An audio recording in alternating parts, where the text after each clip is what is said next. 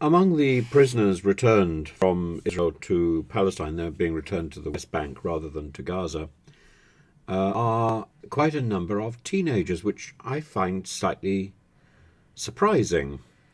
And somebody's pulled me up and said I shouldn't call these people prisoners. Well, they were held in a prison, so I think I'm going to stick to that definition. And but there is a growing movement in Israel at the moment that Netanyahu should allow all these Palestinian prisoners back into Palestine in return for the release of all the hostages. There's public support for the hostages, for the families of the hostages, and in fact, the rise in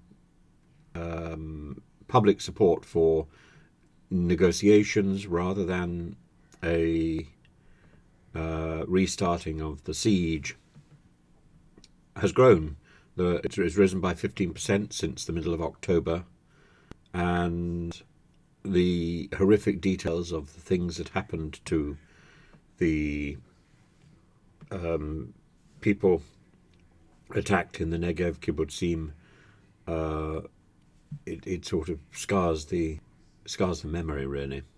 People have been tying yellow ribbons around their wrists on the back of the car, bringing them home.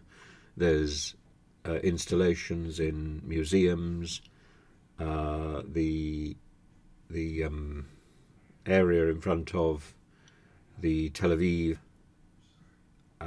Modern Art Museum is now renamed Hostage Square, and support for Benjamin Netanyahu, not terribly strong in the run-up to the war, is now pretty well at rock bottom. This idea that he's doing the wrong thing, that he's followed the wrong policy, I think can only lead to his resignation. And the sooner that happens, the better.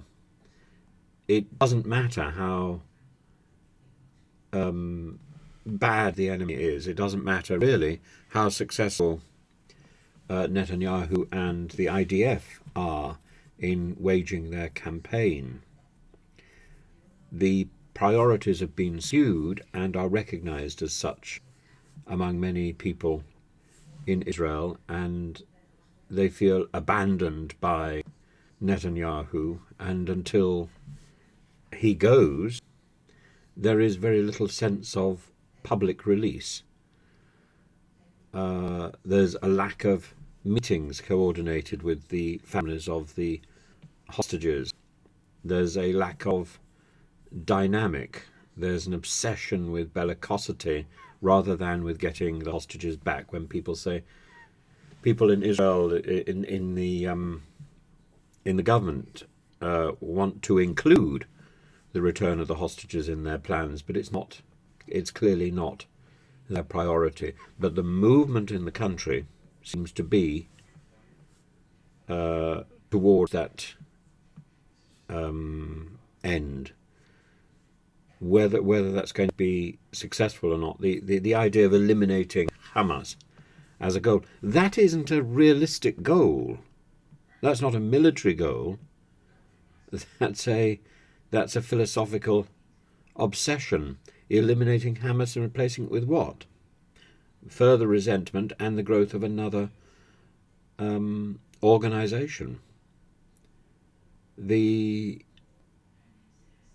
Not all the Gazan population can possibly share the Hamas creed. Many of them are not Muslim. Many of them are Orthodox Christians. Some are Catholics. And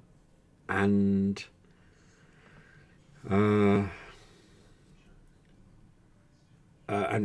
has to be reform, but that reform has to start, I think, in Israel. And when there are so many teenagers, or children, let's call them children, in Israeli jails, accused of throwing stones, throwing a stone can lead to a prison sentence. This is madness in by any assessment. And It simply isn't. It needs revision. The Likud government in Israel is endangering the future of the country, in my opinion.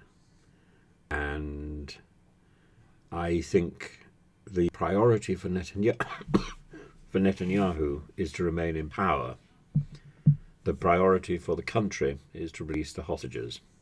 Quite low down in the list is sorting out Gaza.